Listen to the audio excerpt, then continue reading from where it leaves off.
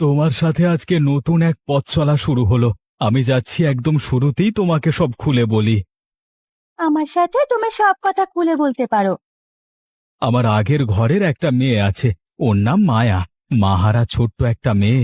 ও এখন আমার দিদির বাড়ি থাকে, কিন্তু এখন থেকে আমি চাই তুমি তাকে নিজের মেয়ের মতো দেখো। আমি ওকে বাড়ি নিয়ে আসতে চাই।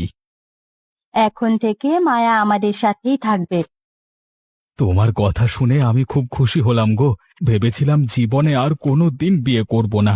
মায়ার মা মারা যাবার পর আবার মেয়েটা একা হয়ে গেছে। ওর একজন মায়ের খুব দরকার। আমি চাই না ও পিসির বাড়িতে সারা জীবন থাকুক। তুমি একদম চিন্তা করো না। এখন থেকে আমি ওর মা। আমি কোনোদিন বুঝতে দেব না ওর মায়ের অভাব। তুমি আমার উপর ভরসা করতে পারো। আমার মেয়ে যেন কোনোদিন মনে না করে তুমি ওর সৎ মা। সবসময় ওকে আগলে রাখবে। ওর মুখে হাসি ফোটানোই হবে আমাদের লক্ষ্য। ঠিক আছে। একটা কথা তোমার মাথায় রাখতে হবে, আমার মেয়েকে কেউ অবহেলা করলে আমি সেটা একদম সহ্য করতে পারবো না। তুমি যেভাবে বললে আমি সেই মতোই চলবো। আমার দিদির বাড়ির মেয়েটা ভালো আছে, তারপরও আমি চাই না মেয়েটা অন্যের বাড়ি থাকুক।